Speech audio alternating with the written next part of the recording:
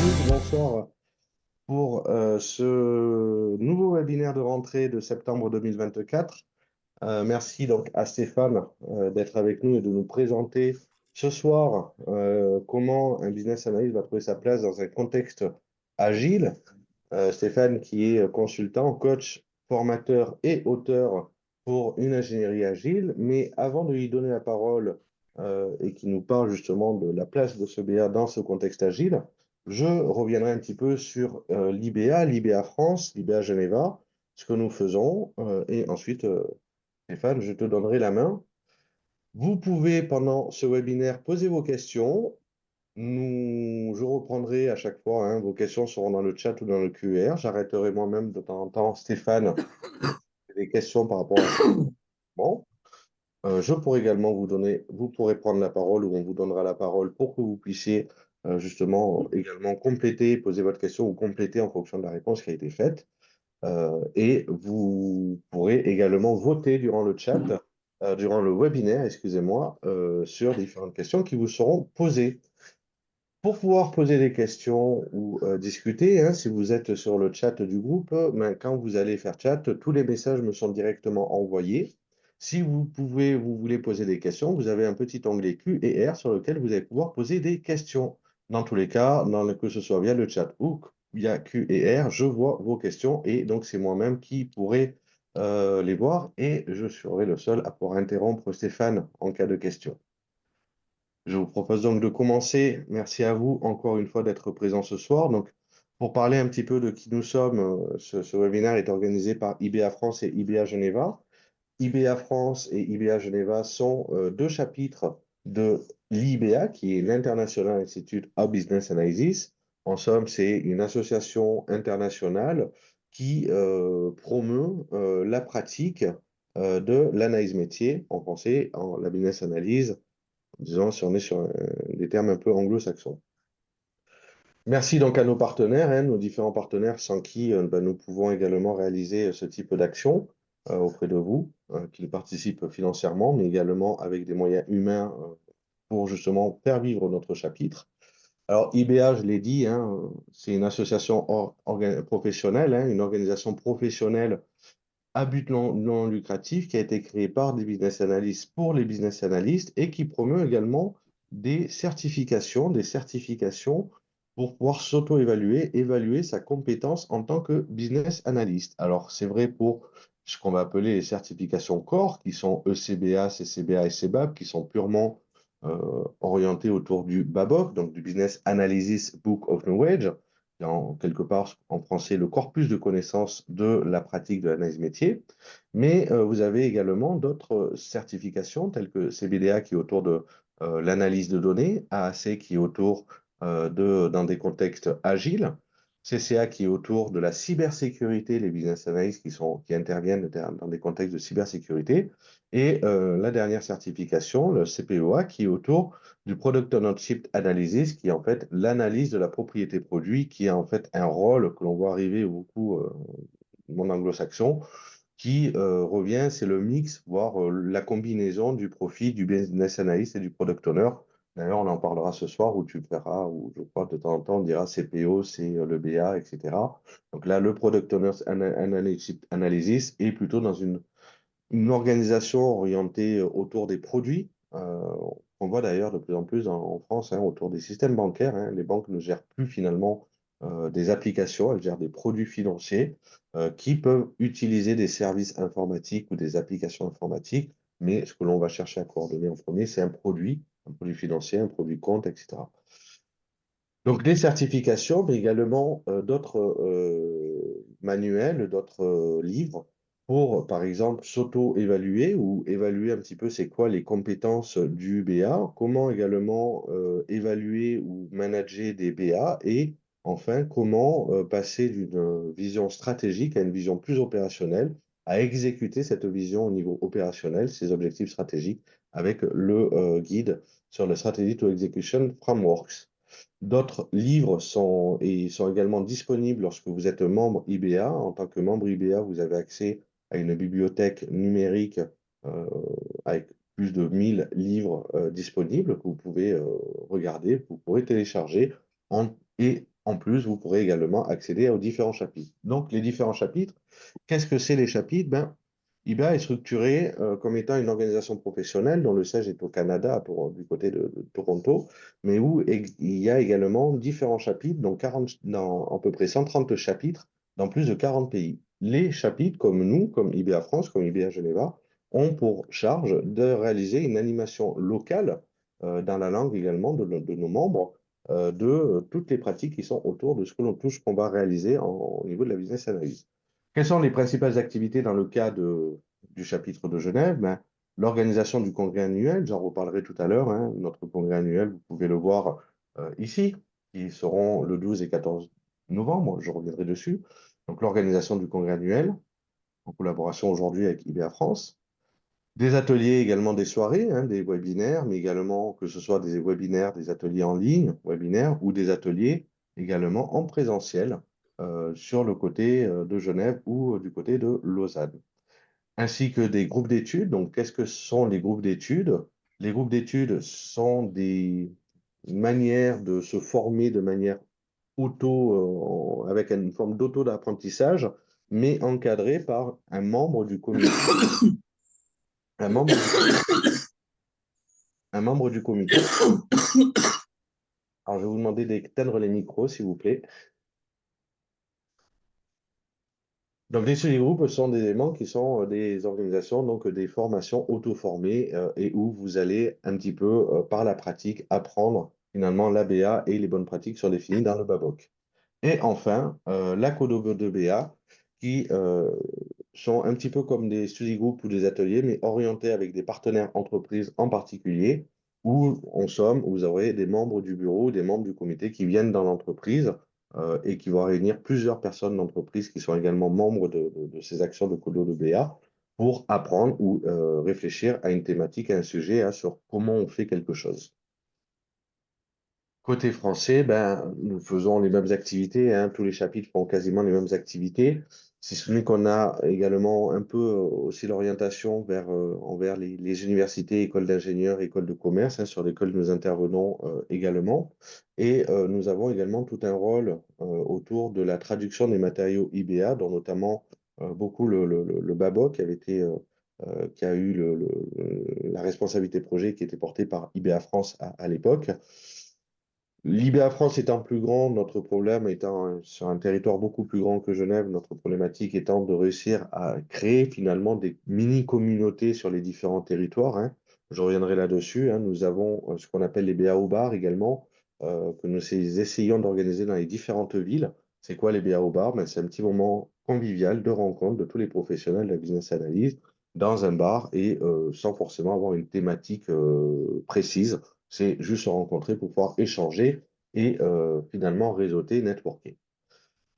Donc, IBA France également participe à la reconnaissance des certifications IBA et notamment dans les contextes particuliers que sont France Compétences pour pouvoir faire en sorte que les certifications IBA puissent être associées à des codes CPF demain pour pouvoir activer justement le compte professionnel, le compte personnel de formation. En somme, voilà, en somme nos activités dont notamment également le type d'animation comme ce soir, hein, de webinaire avec des personnes qu'on remercie encore, Stéphane, qui viennent justement donner quelque chose et nous faire partager des vécus ou des savoir-faire qu'ils auront acquis.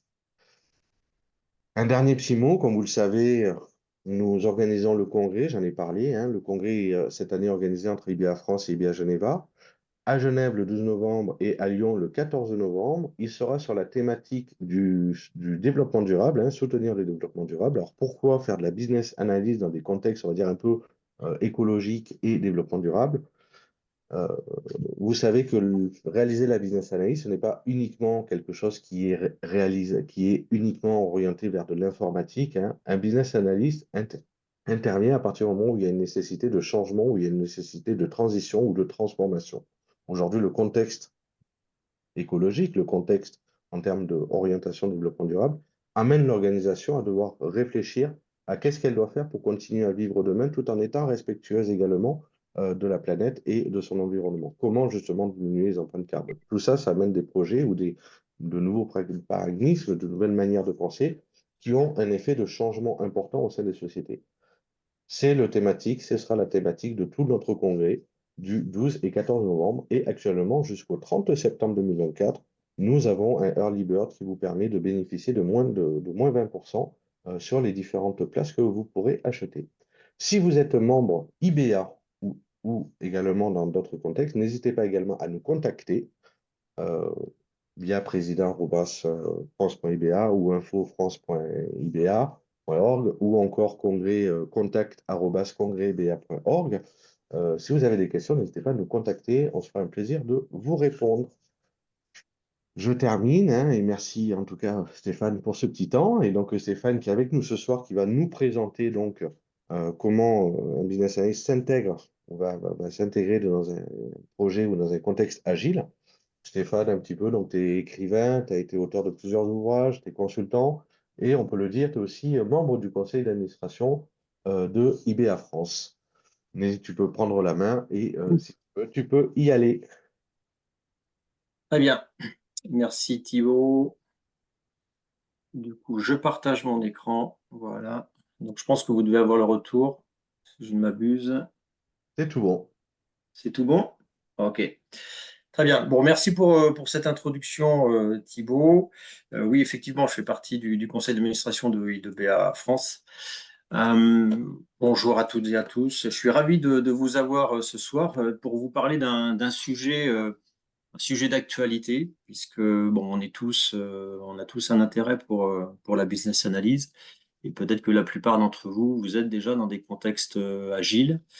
Donc ça, c'est le sujet de ce webinaire de ce soir, c'est quelle va être la place du business analyst dans ce contexte agile.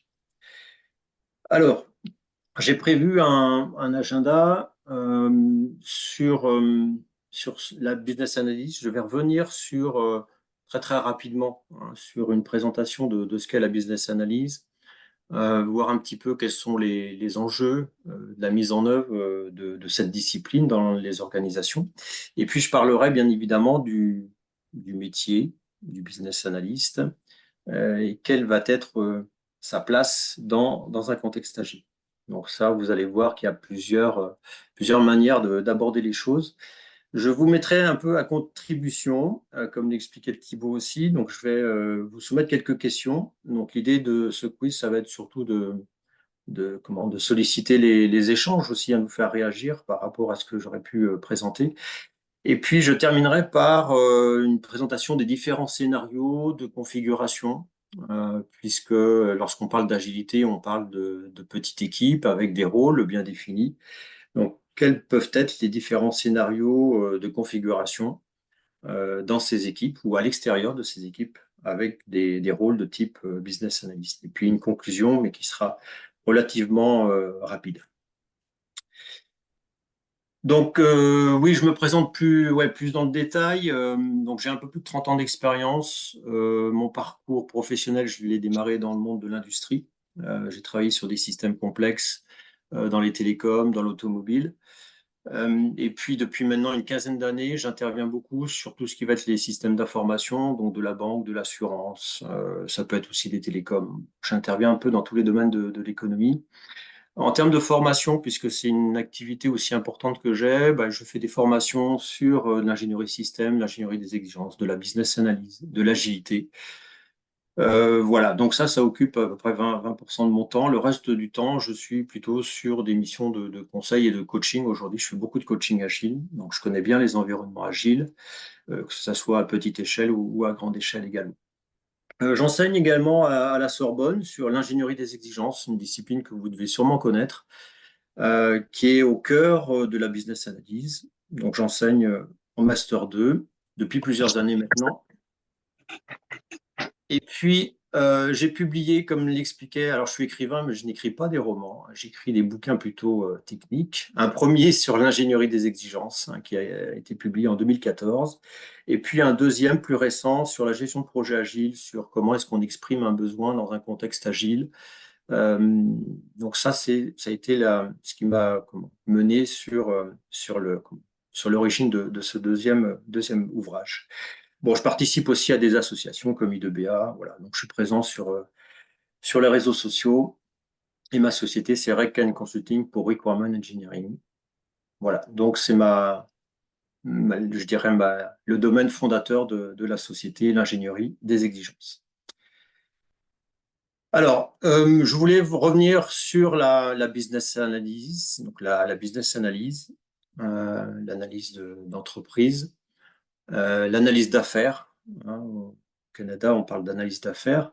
Donc, c'est quoi la business analyse? En fait, ça va être une discipline hein, qui va permettre d'identifier des besoins métiers hein, d'une organisation et de proposer des solutions. Alors, des solutions qui vont, pas n'importe quelle solution, des solutions qui vont apporter de la valeur.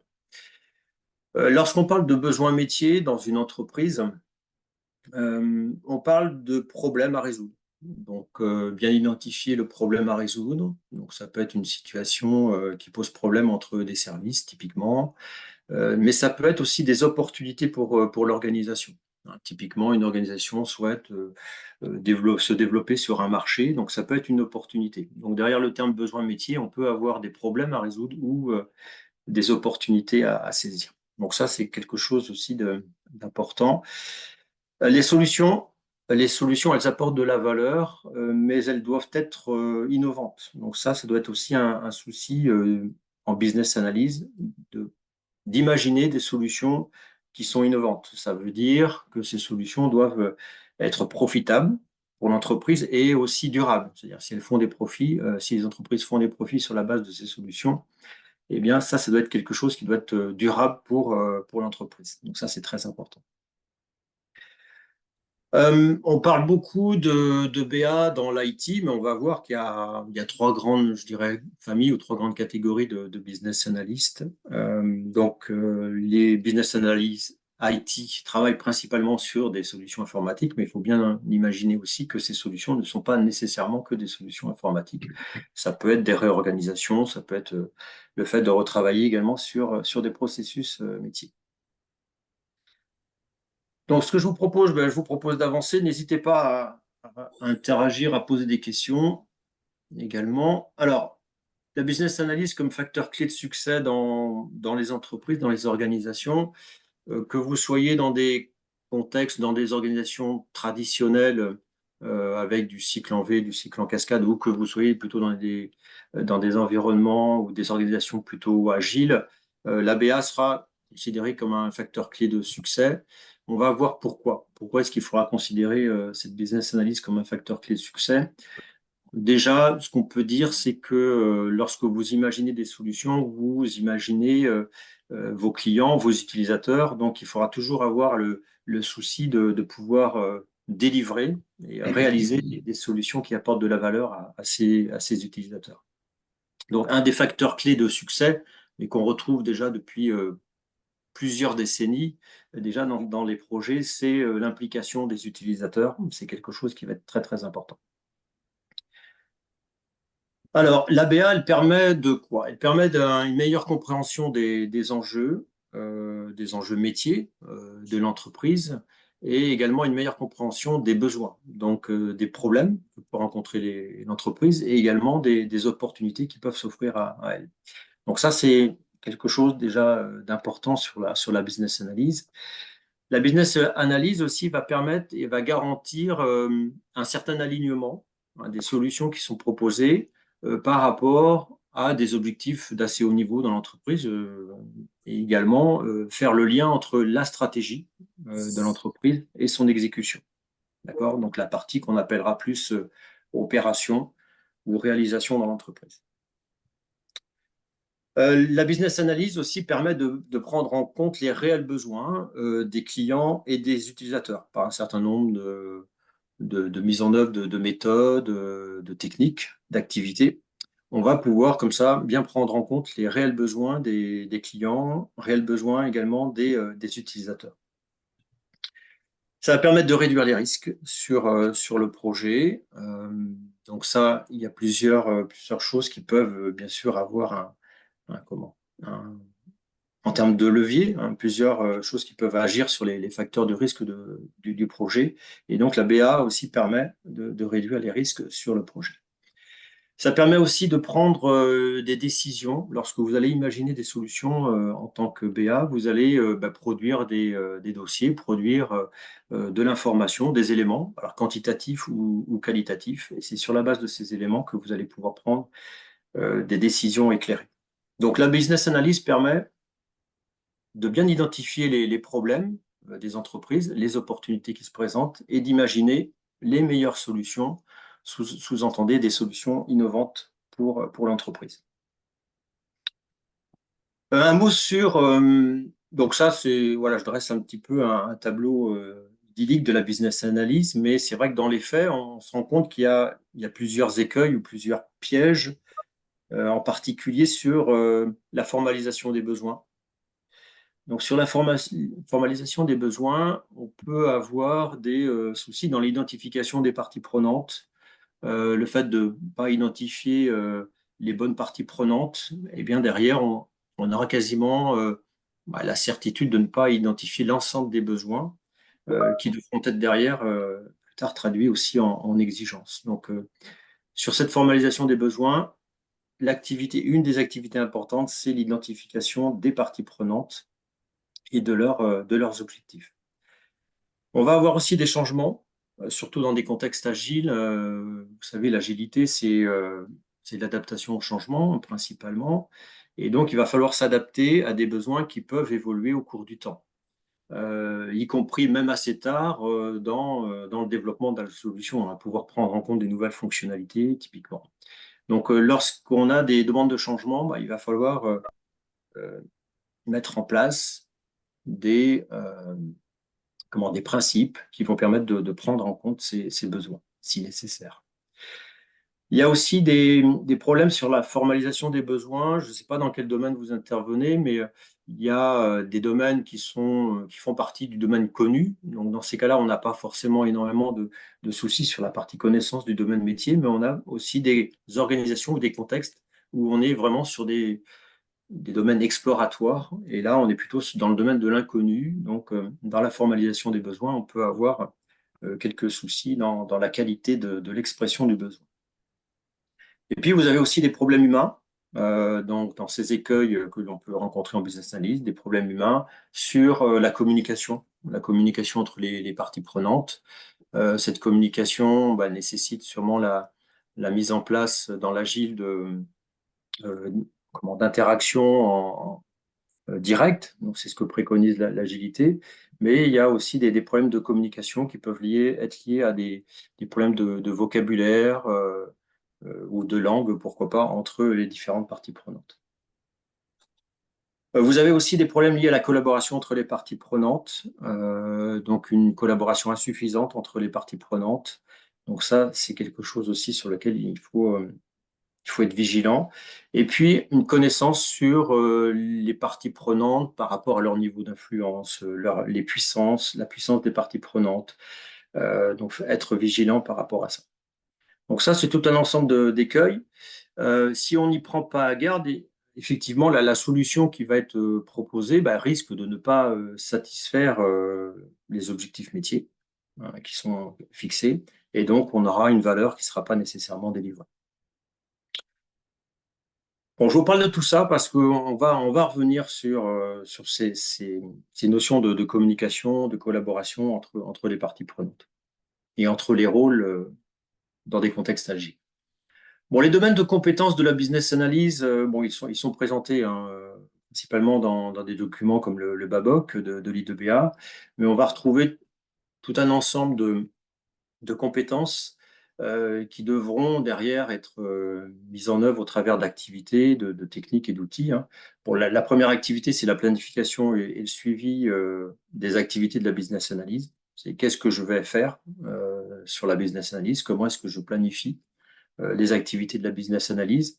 Donc, on va voir qu'en agile, forcément, c'est quelque chose qui peut être fortement impacté puisque la planification en agile et les activités de la BA ne seront pas forcément réalisées de la même manière que dans des approches traditionnelles. Le deuxième domaine de compétence, c'est l'analyse de l'existant. Donc, en tant que BA, il y a une dimension qui est très importante. Et ça, c'est quelque chose qui va vraiment différencier un business analyst d'un product owner, par exemple, ou d'un responsable de produit. c'est que le business analyst va être beaucoup plus orienté sur la dimension opérationnelle dans l'entreprise et donc le métier, donc les processus métiers, l'architecture métier, le contexte métier. Donc ça, c'est quelque chose qui va être très important aussi pour un business analyst. Autre domaine de compétences, c'est toute la partie recueil de besoins, l'identification des objectifs métiers. Donc là, il y a différentes techniques et c'est vrai que l'ingénierie des exigences permet aussi d'apporter un certain nombre de méthodes, de techniques et d'outils sur des activités qu'on appelle des activités d'élucidation des exigences. L'analyse d'impact, donc pour un BA, ce qui est important, c'est de faire un état des lieux de l'existant et de définir le système ou la solution à venir. Et donc, on va faire une analyse d'impact et on va commencer comme ça aussi à réfléchir sur une ébauche et le périmètre de la solution. Qu'est-ce que je vais embarquer dans la solution? Qu'est-ce qu'au contraire, je vais laisser à l'extérieur de la solution? L'ingénierie des exigences, donc une discipline que je connais bien, hein, ça fait une quinzaine d'années que je forme des professionnels aussi en ingénierie des exigences. Et donc, on a des activités d'élucidation, d'analyse, de documentation des exigences. Ça, c'est quelque chose qui va être très, très important pour bien exercer une business analyse. Et puis, l'évaluation et l'optimisation de la solution. Donc ça, c'est un souci aussi très important, c'est comment est-ce que je vais pouvoir évaluer les solutions que je propose et comment, par la suite, je vais pouvoir aussi les optimiser. Hein, donc ces solutions pouvant être soit des solutions informatiques, soit des solutions sur l'organisation des processus métiers, par exemple. Voilà sur cette partie business analysis. Donc c'était, je pense, pour la plupart d'entre vous, un rappel, peut-être bien. Dans un contexte agile, qu'est-ce qui va changer pour faire de la business analyse et qu'est-ce qui ne va pas changer? Alors, je dirais que toutes les activités à mener comme l'élucidation, l'analyse, la documentation des exigences, par exemple la modélisation des processus métiers, la modélisation des exigences, par exemple, la validation, la traçabilité, comment est-ce que je vais assurer la traçabilité aussi entre, par exemple, des besoins métiers et des exigences métiers. Et puis, comment est-ce que je vais décliner ces exigences dans les différents niveaux de granularité aussi. Donc, je vais établir de la traçabilité. Comment est-ce que je vais gérer le changement? Donc, toutes ces activités-là, on doit les réaliser également dans un contexte agile. Après, ce qui va changer, c'est, je dirais, la temporalité et la récurrence de ces activités. Dans des approches traditionnelles, on a des phases, souvent des phases d'avant-projet, en tous les cas les phases amont du projet, où on va avoir un BA qui va fournir un effort important. Dans l'agile, certes, il y aura sûrement, je dirais, du cadrage à faire, mais on imagine bien que les activités du BA vont être plutôt récurrentes, et donc le fait d'être organisé sous forme d'itération, d'accord? Eh bien, ces activités d'élucidation, d'analyse, de documentation, il va falloir les mener souvent. L'intensité aussi des activités sera différente. Un BA va énormément travailler sur les phases amont des projets en mode traditionnel, un peu également sur les phases aval, alors que dans les approches agiles, on va dire que son effort, il est quasiment constant. Et donc, il va falloir fournir une intensité en termes d'activité. Et ça veut dire qu'un BA ne peut pas être présent au début, sur les premières itérations, s'absenter et puis revenir par la suite. Il doit toujours être présent. Donc, soit il sera intégré aux équipes agiles, soit il sera à l'extérieur des équipes agiles. Mais ça, nous verrons ça tout à l'heure. Et puis, bien sûr, les méthodes, les techniques, les outils utilisés seront différents lorsque vous allez réaliser de la business analysis dans un contexte agile. Typiquement, on utilisera plus des techniques de créativité, des techniques de brainstorming, peut-être un peu plus souvent dans des approches, dans des organisations agiles que dans des approches plutôt traditionnelles. Donc voilà sur un rappel sur la business analyse et voir un petit peu comment on peut l'imaginer en termes d'exécution dans un contexte agile.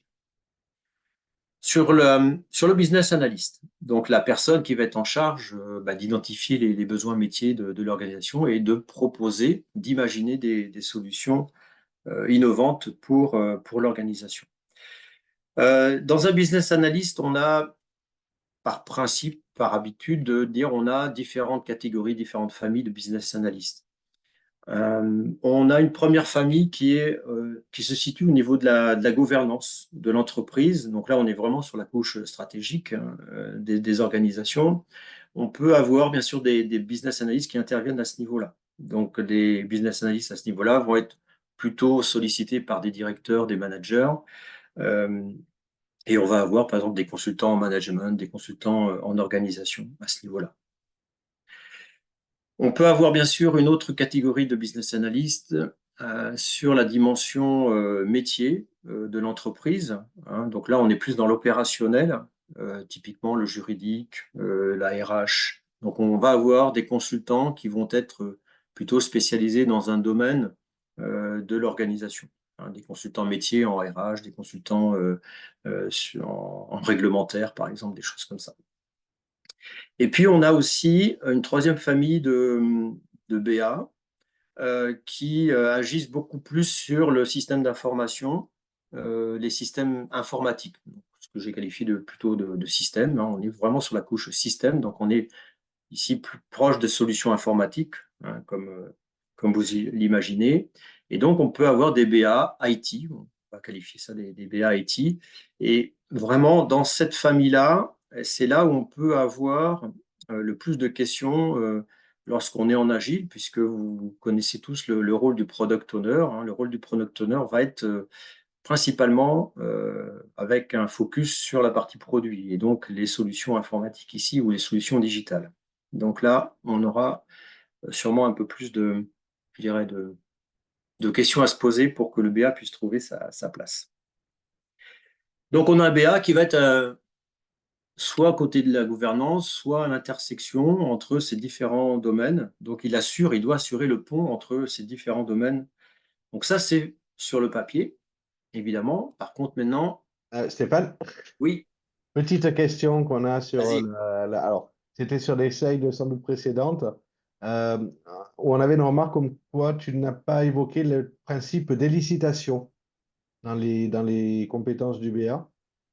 Oui, alors les licitations, alors moi c'est ce que je mets derrière l'activité d'élucidation. Éliciter ou élucider, c'est aller recueillir de l'information auprès des parties prenantes. Alors je ne sais pas si c'était ça le sens de la question, mais pour moi ça fait partie intégrante bien sûr du métier de business analyst d'aller recueillir de l'information auprès des parties prenantes.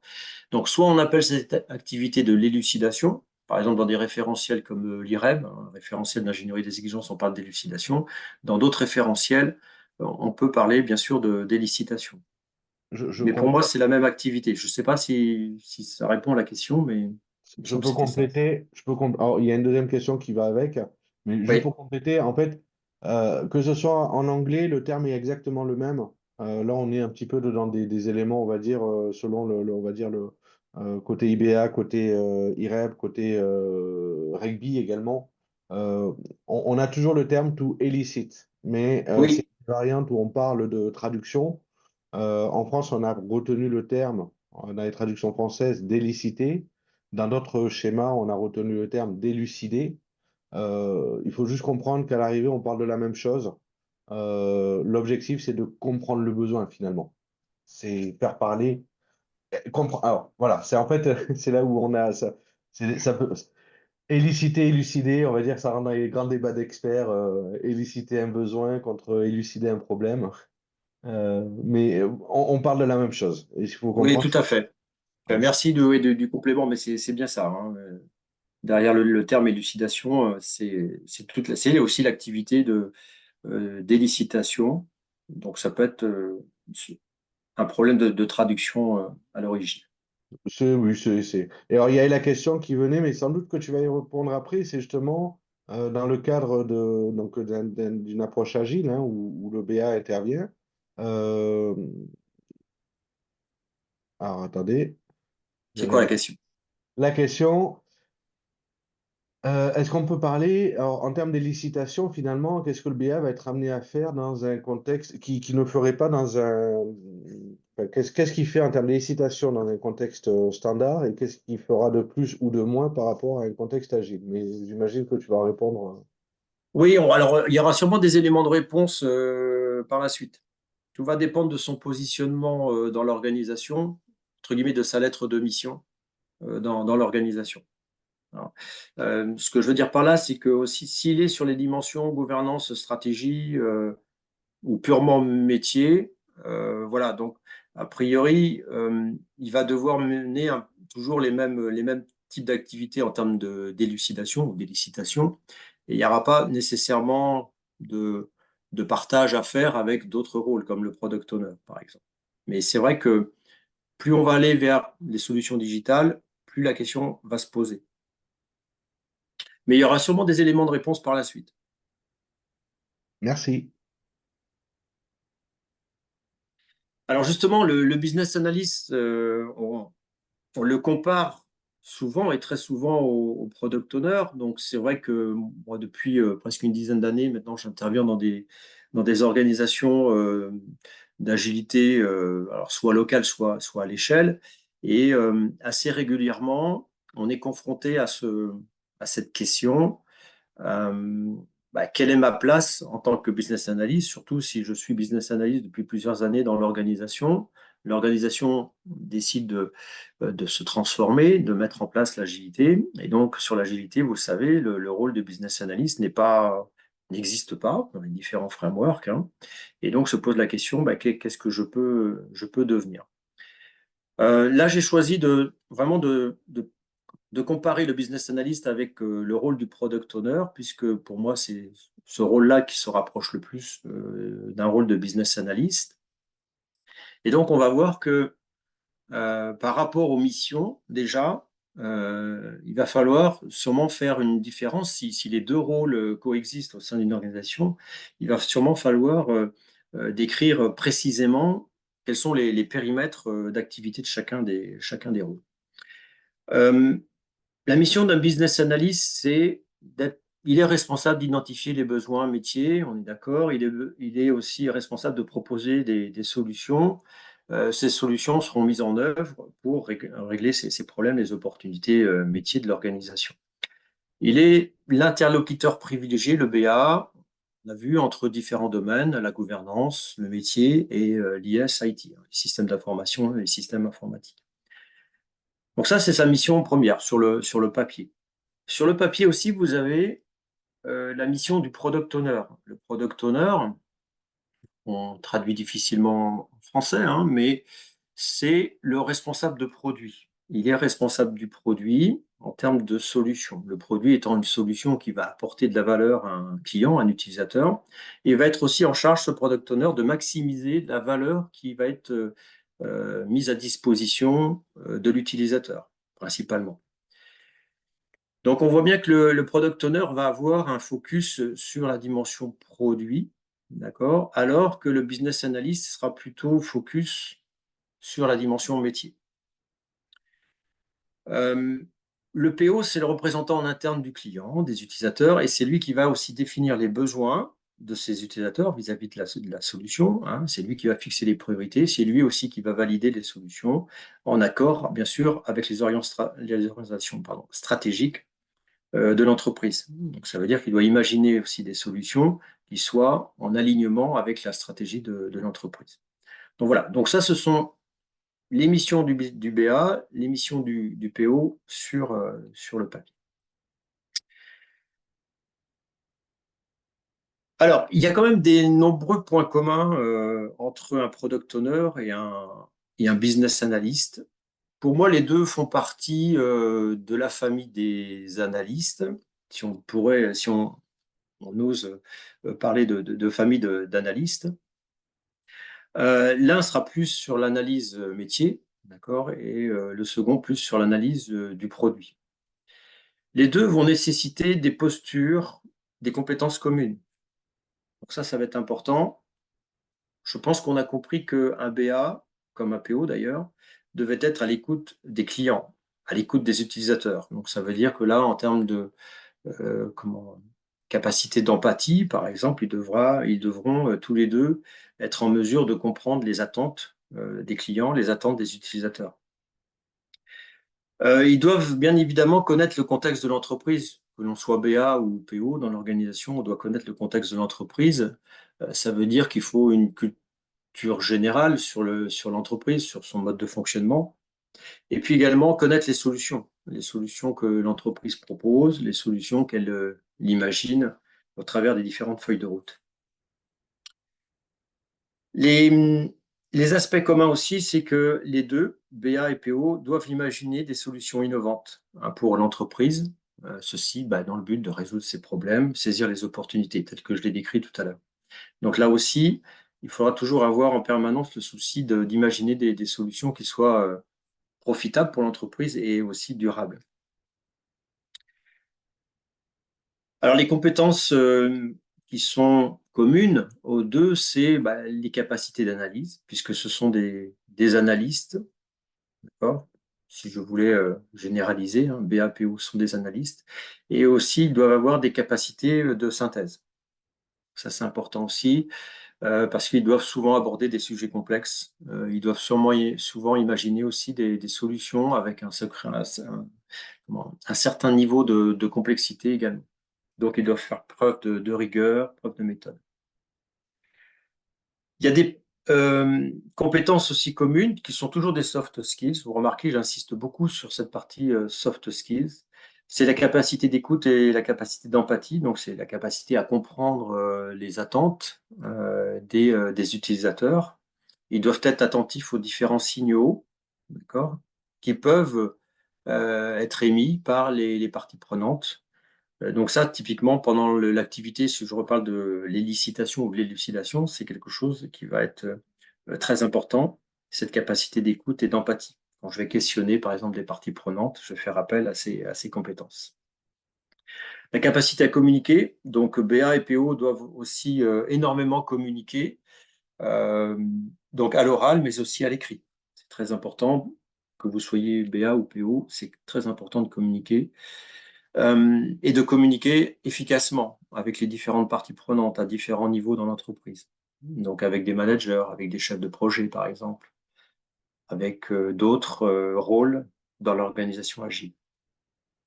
Avoir un esprit d'équipe, donc les deux doivent collaborer avec l'équipe, avoir un souci de l'entraide également, capacité à résoudre des conflits, c'est très important également pour un BA, de même que pour un PO. Il va falloir arbitrer en permanence et là du coup faire appel à des activités de priorisation avec les bonnes techniques de priorisation. Donc le BA comme le PO doivent rester factuels dans la mesure du possible. On va récupérer de l'information du terrain et donc il faudra rester factuel pour pouvoir résoudre ces conflits, faire appel à la communication non violente aussi par exemple. Et enfin, donc, capacité de persuasion et d'assertivité. Donc là, c'est la capacité à comprendre les réactions, les émotions aussi des autres et aussi de ne pas interférer, de ne pas imposer forcément son point de vue. Donc, chercher toujours l'échange et le challenge. Donc, l'idée, c'est bien de respecter les avis des autres parties prenantes. Donc, il y a des différences sur le papier, comme j'expliquais tout à l'heure. Donc, le PO va être plutôt focus sur le produit. Je dirais, il devrait penser qu'à ça, jour et nuit. Il va utiliser un vocabulaire spécifique. Donc, le PO va utiliser des termes comme la vision du produit, la feuille de route du produit, les fonctionnalités du produit, des exigences, le cycle de vie du produit, les backlogs. Donc, ils ne sont pas forcément armés avec le même vocabulaire. Et puis, le business analyst va être focus sur les processus de l'entreprise, donc les processus métiers, les activités métiers, les règles de gestion, toutes les exigences métiers également. Le BA va travailler sur les études de faisabilité, études de rentabilité. Donc, les deux utilisent des vocabulaires qui ne sont pas forcément alignés, même si l'agilité a amené beaucoup de nouveaux mots sur des concepts qui étaient existants par ailleurs.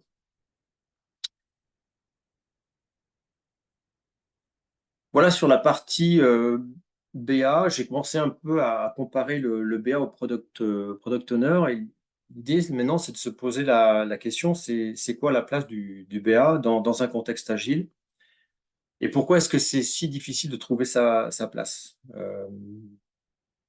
Sur mes différentes expériences, j'ai vu plusieurs configurations possibles.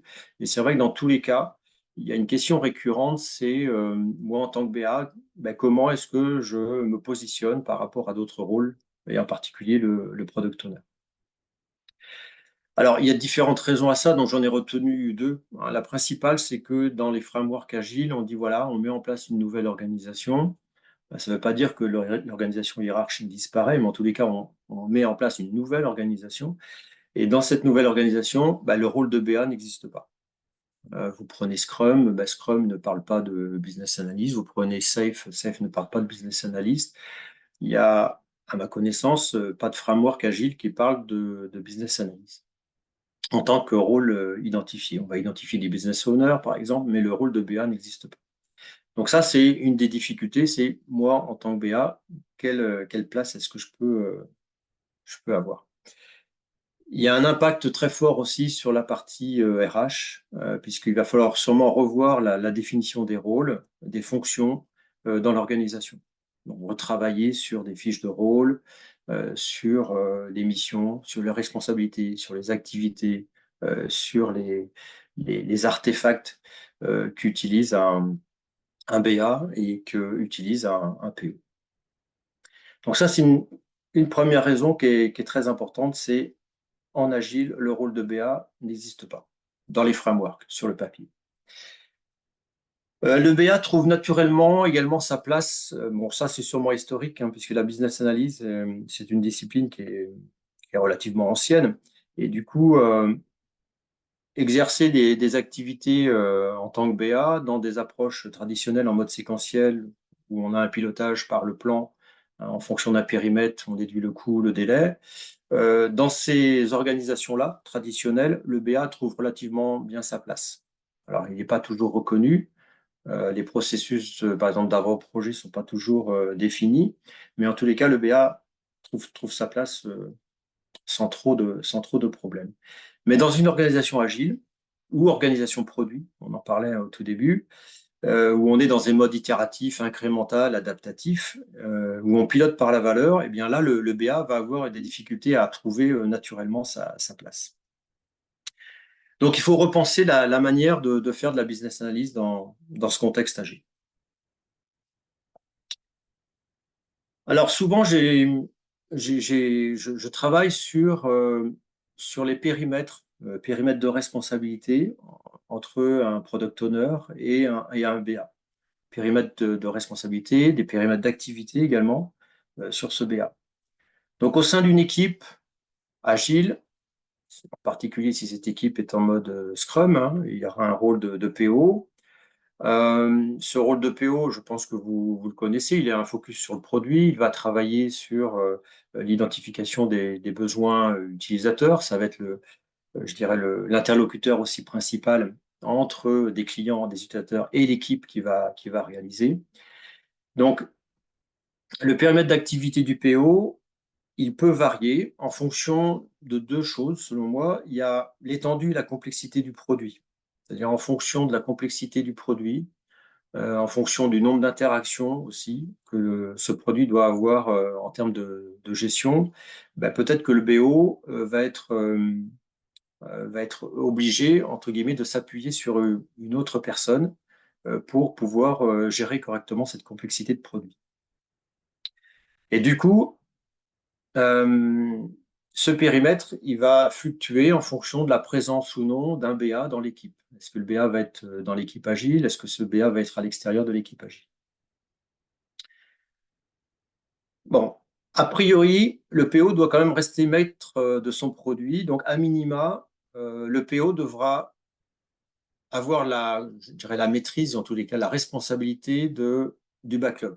Donc, de la gestion de son backlog avec des histoires utilisateurs, mais peut-être pas que des histoires utilisateurs. On pourra peut-être avoir des tickets de type bug ou des tâches plus techniques. Donc, il devra avoir la responsabilité de bien gérer son backlog et puis également avoir la responsabilité de d'accepter ou de refuser le travail réalisé par l'équipe. Alors, par exemple, pourquoi pas sur la base de critères d'acceptation, sur ces histoires utilisateurs, mais en tous les cas, c'est lui qui va donner le sens et c'est lui qui va dire, ouais, ok, donc l'équipe, ce qu'elle a réalisé, ça me convient ou pas. Donc, c'est le PO qui reste maître de son produit, même en cas de présence de BA dans une équipe agile. Donc, ce sont des rôles à géométrie variable. Et donc, ça, il faut nécessairement remettre à plat les rôles dans l'organisation, d'accord, et bien définir les périmètres de chacun de ces rôles, BA ou Product Owner. Et du coup, je voulais un peu vous...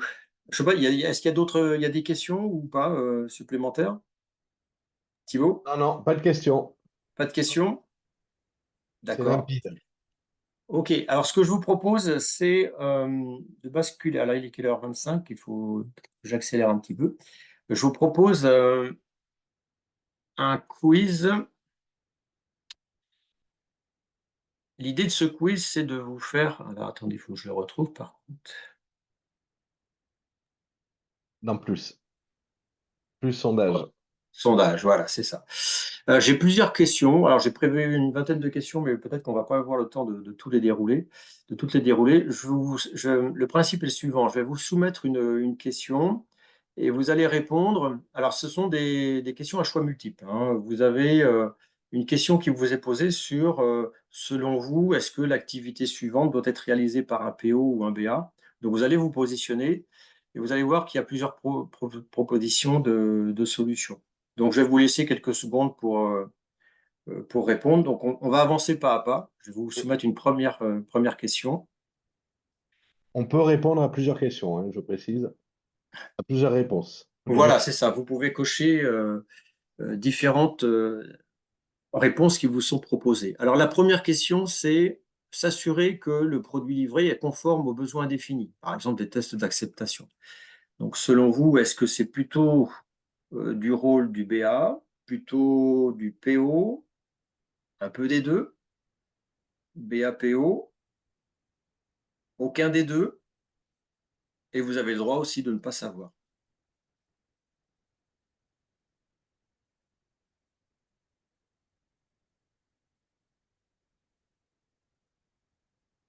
Je regarde le nombre de réponses. Bon, vous êtes 30 participants, alors 23, 24, ouais, 25 réponses. Ok, donc déjà c'est représentatif. Ok, donc je regarde les résultats. Donc quand je partage les résultats, qu'est-ce que l'on voit? Vous êtes 32% à répondre que c'est plutôt de la responsabilité du BA, s'assurer que le produit livré est conforme aux besoins définis. 32% PO, et vous êtes une majorité, 52%, à penser que c'est du BA et du PO. Alors, vous l'avez compris, il n'y a peut-être pas de bonnes réponses, hein. Il y a peut-être des bonnes et des moins bonnes réponses. Mais effectivement, le fait de s'assurer que le produit livré est conforme aux besoins définis, bon, j'aurais tendance à dire que c'est plutôt de la responsabilité du PO. Voilà. Maintenant, peut-être que s'il y a un BA dans l'équipe, peut-être que le BA aussi peut participer, mais je pense que ça reste quand même de la responsabilité du PO. Je ne sais pas ce que vous en pensez. Est-ce qu'il y a des réactions par rapport à ça ou pas? J'ai une réaction qui dit que le BA n'est pas dans le manifeste Scrum, donc ce qui justifie que c'est le PO. Après, je pense que ta question était plus large qu'un référentiel. Oui, alors oui, c'est ça. Je ne parle pas forcément de référentiel de type Scrum, hein. C'est voilà, dans une organisation agile. Moi, je pense que c'est effectivement le PO qui doit s'assurer que le produit livré est conforme aux besoins définis. On Alors, a une autre réaction qui dit que le PO, oui, si on doit faire très bien. si on doit faire un RACI, le PO serait plutôt le responsable et le BA plutôt le accountable. Ouais, donc effectivement, en termes de responsabilité, comme je l'indiquais tout à l'heure, le PO sera responsable de son produit. C'est lui qui va fixer le niveau de qualité, c'est lui qui va dire, OK, si le produit respecte ou non ce niveau de qualité. On est d'accord sur la partie responsabilité. Après, évidemment, on peut déléguer des activités. La responsabilité ne pouvant pas se déléguer, le PO peut déléguer des activités. Et un BA, on peut imaginer qu'un BA peut réaliser des tests d'acceptation. D'accord? Alors, C'est-à-dire qu'il va participer à l'exécution des tests. alors là, on a beaucoup d'interventions, hein, ça arrive. On me dit également, attention, alors c'est bien de la responsabilité du PO, mais le PO peut déléguer à un BA. Exact. Une remarque On que est d'accord. je trouve pertinente, bon, je la reformule, mais si on considère que le produit doit être perçu comme une solution, alors le BA est responsable. Et aussi responsable, pardon. Bon. Donc, c'est intéressant toutes ces questions-là, mais vous voyez que c'est pas simple. Je dirais ce travail-là, il est à faire dans les organisations, hein, en particulier si vous avez des PO et des BA. Il faut essayer de définir ces responsabilités et quelles sont les activités que vous pouvez déléguer. Ensuite, on a une dernière remarque qui dit le BA Oui, doit coordonner les UAT et valider, et le PO, sur cette base, pourra donner une green light. pourquoi pas. C'est aussi un mode de fonctionnement qui est envisageable, c'est-à-dire que le BA va être en charge soit de réaliser les activités, soit en charge de recueillir les résultats de test. Et par contre, ça sera toujours le PO qui devra à un moment donné s'assurer que le produit réellement livré, hein, le produit livré, est conforme aux besoins définis. Ça sera toujours sur décision du PO. Ce que je vous propose, on va passer peut-être à une autre question aussi. Euh, Organiser des revues et des démonstrations sur le produit. Alors, pardon, excusez-moi, j'ai pas lancé. Il faut que tu arrêtes le partage. Oui, arrêtez le partage, pardon. Voilà. Alors, sur l'activité d'organisation des revues et des démonstrations sur le produit, qu'est-ce que vous en pensez?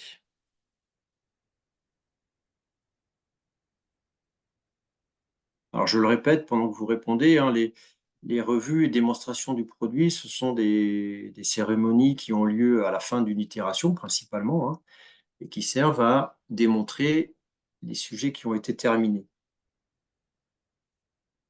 Donc là, on parle d'organiser ces revues et ces démonstrations. Donc j'ai 20 réponses, 22, 24. Alors, je mets fin au sondage, on va afficher. Je partage les résultats.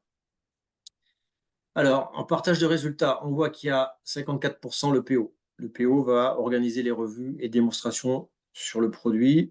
Je suis assez d'accord avec cette réponse. C'est plutôt au PO d'organiser ces revues et démonstrations. Alors certes, il ne le fait pas tout seul. En particulier, si vous êtes dans du Scrum, vous avez le Scrum Master qui peut vous aider aussi à les organiser et à les animer, ces revues et démonstrations.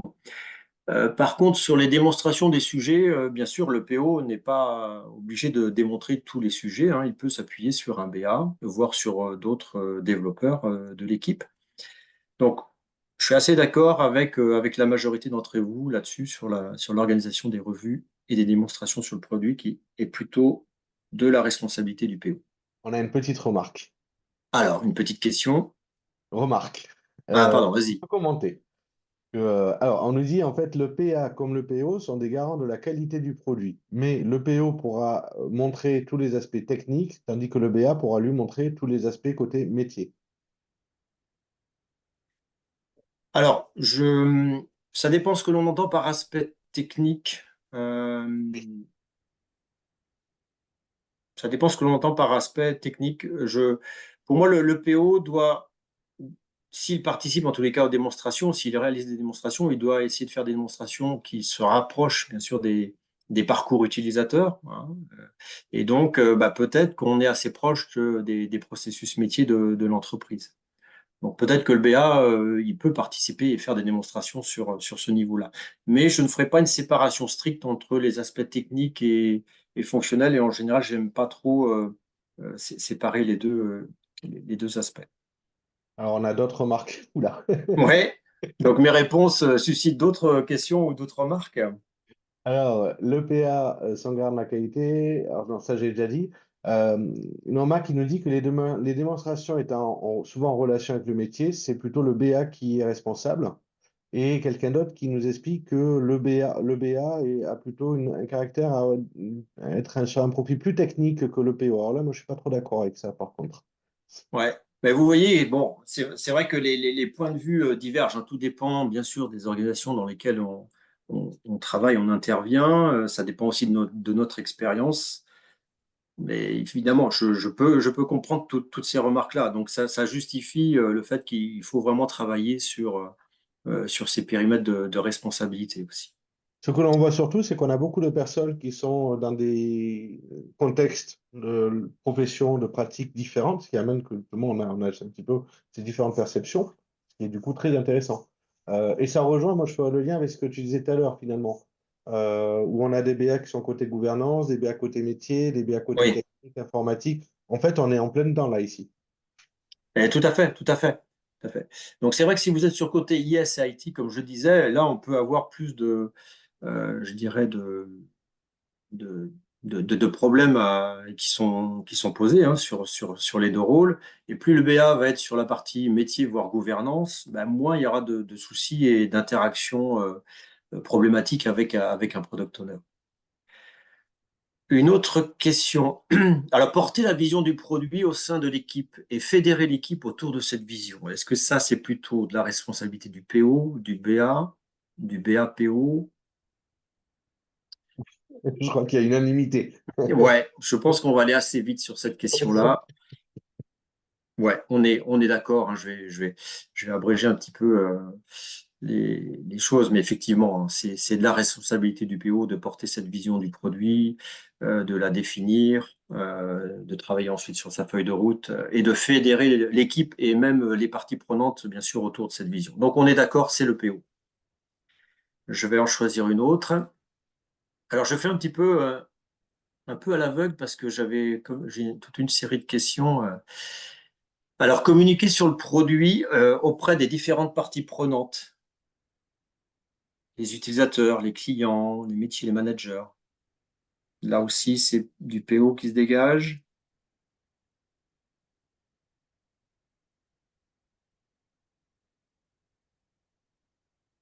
Alors, j'ai dit hein, tout à l'heure que effectivement, les compétences en communication étaient très importantes pour les deux, hein, BA ou PO.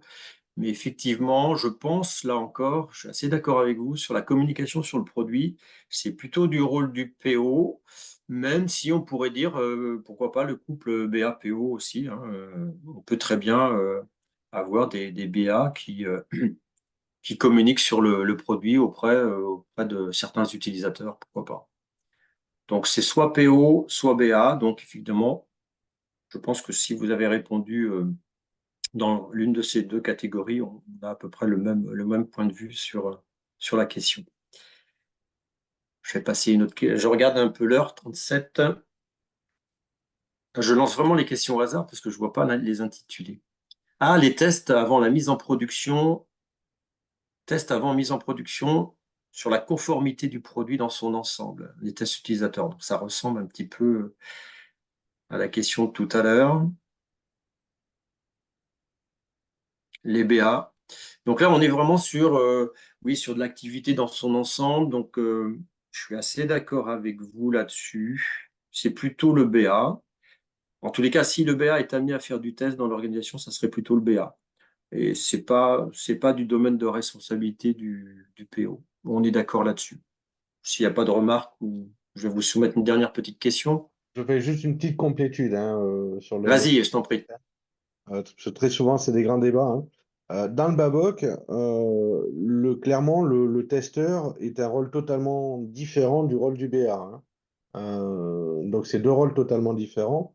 Et dans le Baboc, on dirait que le BA va plutôt définir finalement les cas de test, les scénarios de test, etc.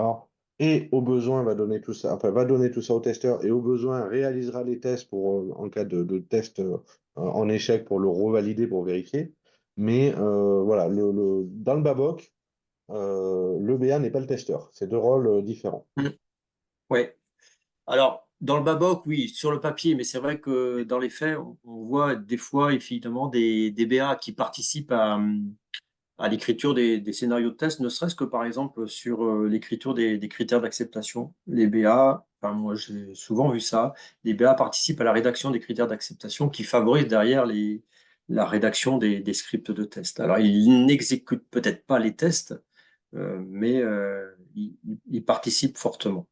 C'est, Mais OK, c'est, très c'est bien. un point un peu qu'on retrouve beaucoup là-dessus, nous, dans nos contrées, on va dire, vieux continent.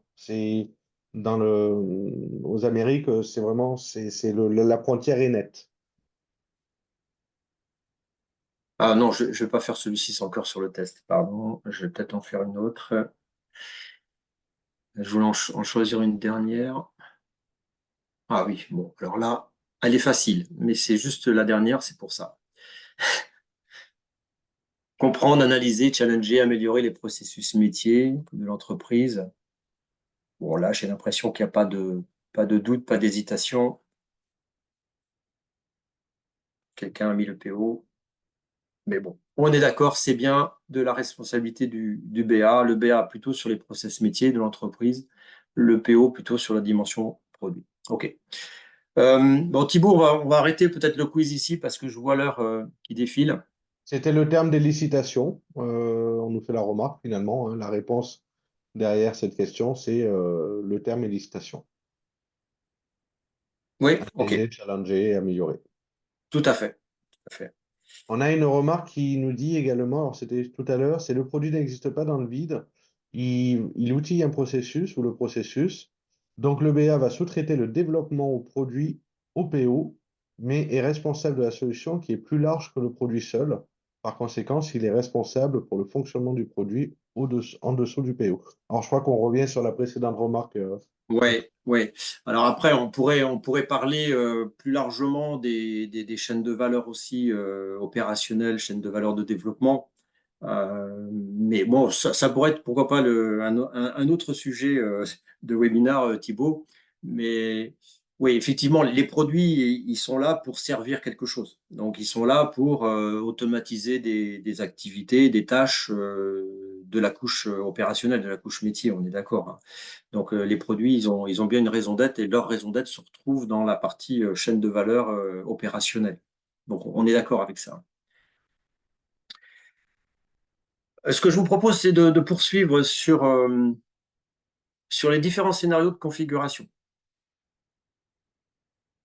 Je partage toujours, Thibaut, là, c'est bon pour toi? Et tu partages toujours, par contre, tu peux fermer ton sondage. Mais attends, je peux le faire. Ouais, ok, je veux bien, merci. Alors, quels sont les différents scénarios de configuration que l'on peut retrouver? En tous les cas, moi, c'est ceux que j'ai retrouvés dans différentes organisations. On a le premier scénario où on a une équipe agile. Dans cette équipe agile, par exemple, elle fait du Scrum. Pas nécessairement, mais souvent, on fait du Scrum dans une équipe agile avec un Product Owner.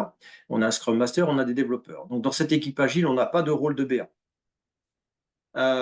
Ça veut dire que bah, voilà, si dans l'organisation, vous êtes habitué à avoir ce rôle de BA, on peut vous demander, tiens, Stéphane, est-ce que tu veux prendre le rôle de Product Owner? C'est quelque chose qui fonctionne tout à fait. Donc le rôle de BA n'existe pas en tant que tel dans cette équipe, mais on a vu que le rôle du Product Owner et le rôle de BA étaient deux rôles d'analyste et donc se basaient sur des compétences communes. Donc, a priori, vous êtes, en tant qu'ancien BA ou BA dans l'organisation, vous êtes capable de prendre ce rôle de Product Owner. Donc dans ce cas-là, il n'y a pas de souci en termes de responsabilité. Vous connaissez, il y a la fiche de rôle du Product Owner. Et donc, c'est à cette fiche qu'il faut je dirais, se conformer dans ce cas de figure. D'accord? Euh, donc là, ce sont des activités habituelles d'un analyste. Le deuxième scénario que l'on peut trouver, c'est dans une équipe agile, puis je le répète, c'est des petites équipes de 5 à 10 personnes, hein, maximum. Vous avez un product owner et vous pouvez avoir un rôle de business analyst. Donc, dans ce cas-là, on voit bien qu'il va falloir bien définir les rôles, les périmètres respectifs du product owner et du business analyst, parce qu'ils sont tous les deux des analystes, sont tous les deux un petit peu des cousins germains. Par contre, ce sont bien deux rôles distincts et qui doivent cohabiter au sein d'une même équipe. Comme je le disais tout à l'heure, c'est le product owner qui va rester garant sur la qualité du produit, hein, sur sa feuille de route, sur sa vision. Donc ça, c'est le product owner. Et le business analyst, il devra être vu un peu comme un support aux activités au product owner, du product owner. Donc, il y aura une forte collaboration entre les deux. Et ils pourront aussi, pourquoi pas, s'échanger la participation à des réunions. Voilà. Donc, ils pourront partager un certain nombre de choses entre eux. Le scénario 4, c'est typiquement des équipes Ouais, agiles. Oui, on a pardon, il y une a une petite question? question. Ouais, on a une Ouais. question. C'est vrai qu'on associe souvent le BA au proxy owner et en fait, on nous demande finalement, là ici, c'est quoi la différence entre le BA et le proxy owner? On peut- Alors, donc je reviens sur ce slide ici. Donc, dans le cas où on a un proxy product owner, alors ce terme n'est pas décrit dans les frameworks agiles. C'est un rôle qui a été créé dans certaines organisations, surtout dans des organisations qui travaillent sur des produits complexes, où on a toujours besoin d'un product owner qui doit rester maître du produit global. Et on va créer des équipes ou plusieurs équipes agiles sur, par exemple, des domaines fonctionnels, soit des feature teams, soit des équipes plus orientées techniques comme des component teams ou des service teams. Dans ces cas-là, il n'y a toujours qu'un seul product owner, mais ce product owner, il va devoir s'appuyer sur d'autres personnes dans l'équipe agile, et des fois on les appelle des proxy PO. Dans l'ES, on les appelle des APO, donc comment, j'ai oublié le terme, mais c'est des product owners area product owner, donc ils sont responsables d'un domaine. En fait. Donc une équipe va être responsable d'un domaine ou d'un ensemble de features, et on va appeler cette personne-là, d'accord, on va l'appeler APO ou proxy product owner. Donc là, c'est un peu le même cas de figure que tout à l'heure, où on n'avait pas de BA dans l'équipe. On a un PO, un proxy PO est un PO, mais qui va être beaucoup plus en lien avec la réalisation, un peu plus en lien, si on peut parler ainsi, avec la technique. Il y a un scénario numéro 4 qui est celui que l'on peut rencontrer et que je rencontre moi assez souvent dans des organisations d'agilité à l'échelle, comme SAFe par exemple. Vous avez plusieurs équipes agiles. Dans ces équipes agiles, vous avez des product owners. Et là, le BA existe dans l'organisation, même s'il n'est pas décrit dans le framework SAFe. Le BA existe, mais il est extérieur à l'équipe. C'est-à-dire qu'il fait partie d'un pool, j'appelle ça un pool de BA, comme un centre de ressources en business analyse. Et du coup, il va intervenir dans l'équipe agile, soit sur des sujets ponctuels, où là, le BA et le PO vont travailler sur des sujets bien définis, donc il peut intervenir de manière ponctuelle auprès d'une ou plusieurs équipes, soit il va travailler, le BA, sur des sujets plus transverses, et qui concernent l'ensemble des équipes agiles euh, du train dans SAFe. Donc là, dans ce cas-là, on a un pool de BA. Et donc, en fonction des sujets, soit le BA vient en renfort d'une équipe, soit il vient travailler sur des sujets plutôt transverses. Dans ce cas-là, le BA est souvent en relation avec d'autres rôles que vous connaissez peut-être, qui sont les product managers, et puis les systèmes architectes, les systèmes ingénieurs, voire pourquoi pas des UX, des UX designers aussi, qui sont souvent des ressources qui sont mises en commun entre différentes équipes. Donc le BA, dans ce cas-là, il est à l'extérieur de l'équipe agile, et il va travailler avec plus de rôles, je dirais, que le simple, entre guillemets, product owner. Voilà ce que je voulais dire sur ce quatrième scénario. Donc, les quatre scénarios que je viens de vous décrire, c'est des scénarios que j'ai rencontrés. Les scénarios ont tous leurs avantages et leurs inconvénients. Du coup, je ne sais pas, avez-vous d'autres, il est 49, il nous reste une dizaine de minutes. Euh, Avez-vous rencontré d'autres scénarios que ceux-là? Et si oui, lesquels? Alors, on a Ethan qui nous... Alors peut-être Ethan, je te donne la parole. Peut-être que tu pourras nous expliquer. C'est concernant, souvent qualifié de RTE quand il coordonne les équipes projets. Est-ce que tu veux la parole, Ethan? Tu me fais un petit pouce? Non, ok. Alors, oui, alors la question, le remarque, c'est au sujet du RTE, c'est ça, je crois. Alors souvent qualifié de RTE, euh, Alors, souviens qualifié de RTE quand il coordonne les équipes projets. Non. Alors, le RTE, il est ici, hein, c'est un rôle, je le dessine comme ça, là, mais le RTE, vous allez le retrouver ici. Le RTE, c'est le coach du train. Donc, c'est le cousin germain du Scrum Master, hein. Donc, le RTE a un rôle de coach et d'organisation des activités du train, mais il ne porte pas d'activités, je ne vais pas me faire forcément des amis, productives, on va dire. Hein, il ne produit pas de choses sur les sujets. Donc, c'est le coach du train. Donc, je pense Alors qu'il n'y a oui, pas, pour moi, il n'y a pas de doute concernant la différence entre les deux. apparemment, il m'explique que c'est un rôle qui est plutôt propre à Enedis. Du coup, on me demande c'est quoi un RTE. Alors, le RTA, c'est le Release Train Engineer. Donc, c'est l'ingénieur du train, le train étant le regroupement des équipes agiles. Donc, le RTE, en résumé, traduisé, c'est le coach du train. Donc, c'est l'équivalent du Scrum Master, mais pas au niveau de l'équipe, mais au niveau du regroupement d'équipes. Voilà. Ah, on a Est-ce- Zacharia qui pose une question. Zacharia, je te donne le son. Merci beaucoup. En effet, par Bonsoir. rapport à RTE, bonsoir. Par rapport à Bonsoir. RTE, je pense qu'on est dans une configuration où on a plusieurs équipes qui doivent se synchroniser pour produire une valeur globale ou commune. Et du coup, l'RTE, il va venir pour synchroniser le travail de ces différentes équipes agiles. Oui, Est-ce alors que ça se trouve dans cette configuration? oui.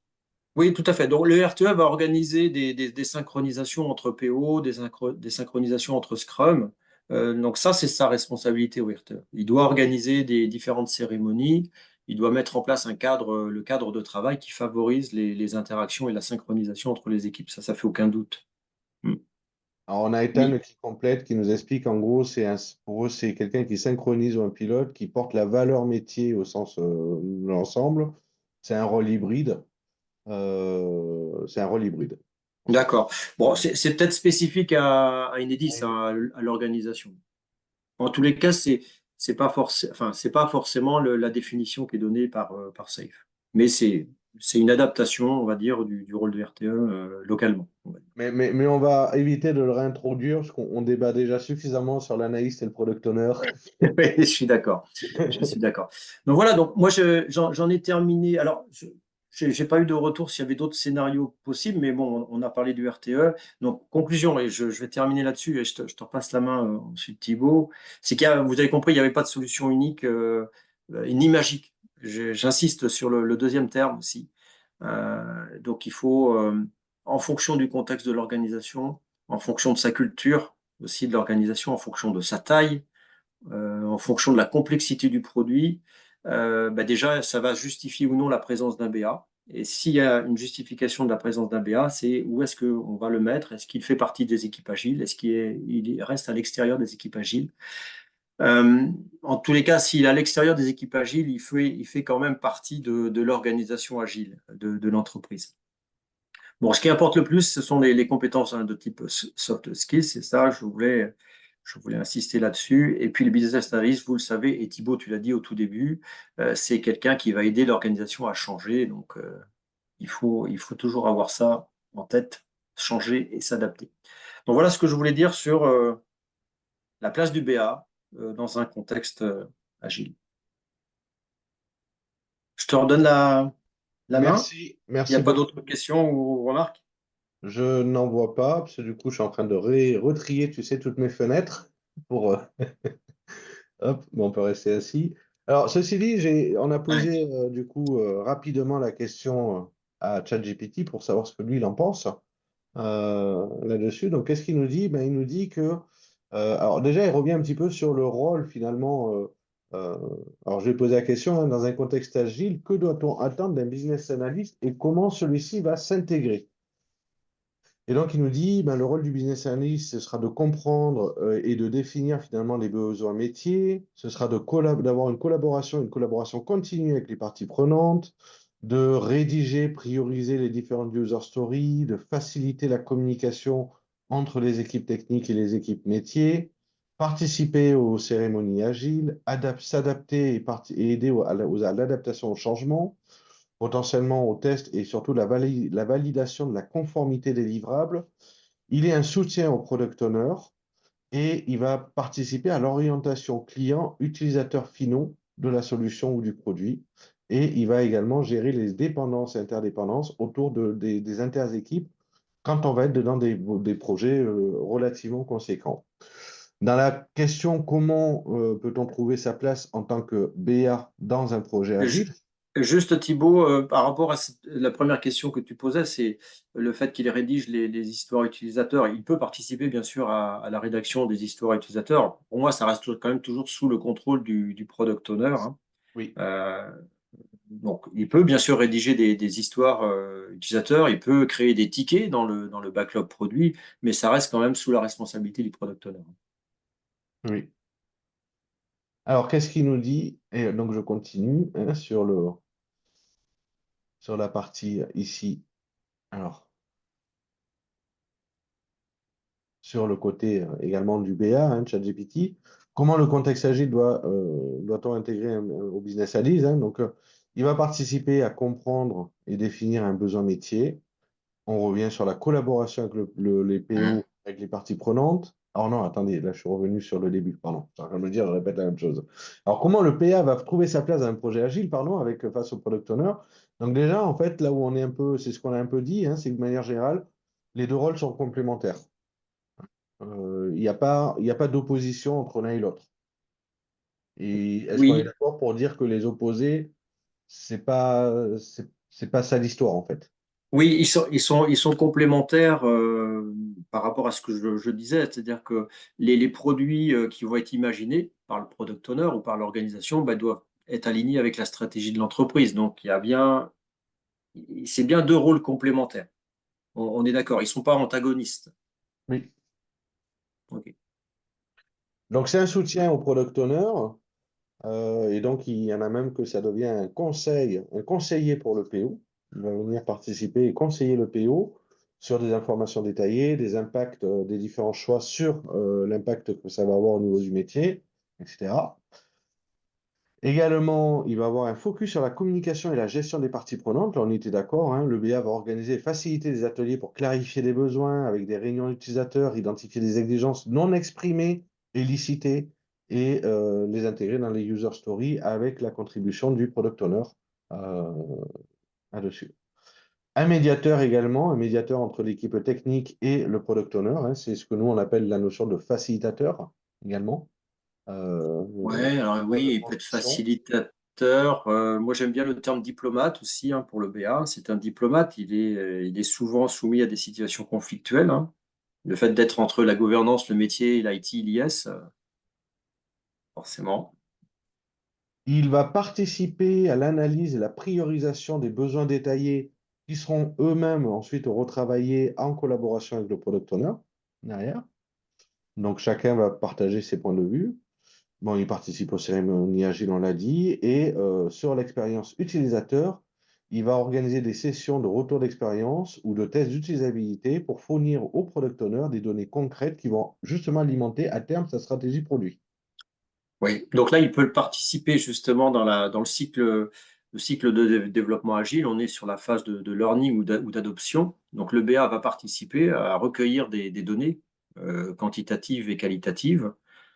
Moi, je trouve que ça, c'est plutôt une activité, oui, du BA qu'il peut faire. Par contre, il le fera aussi conjointement avec le PO et sous la responsabilité du PO quand même. Toujours, hein. Oui, oui, dès qu'on touche au produit, on l'a dit, c'est plutôt orienté produit, PO. C'est ça, tout à fait. Alors, est-ce que d'autres parmi vous, vous avez des questions? Est-ce que vous avez des questions? Je regarde les QR, le chat. Je ne vois pas de questions complémentaires. Merci à toutes et à tous pour votre attention. Merci pour vos questions. Merci en tout cas à vous tous. Merci en tout cas Stéphane de nous avoir fait profiter un petit peu de ton retour d'expérience, de cette vision. Et puis de toute façon, vous pourrez retrouver Stéphane au sein d'IBA vu qu'il est membre du conseil d'administration, mais également sur son profil LinkedIn. Et tu seras là, toi, au congrès? Alors, je ne sais pas encore. Il faut Non, que tu je dis regarde. oui. Alors, je dis oui, ça sera pour Lyon, hein. Genève, je pense pas, mais oui, Lyon, oui, je pense. Quoique Genève, c'est sympa aussi. L'année dernière, c'était sympa.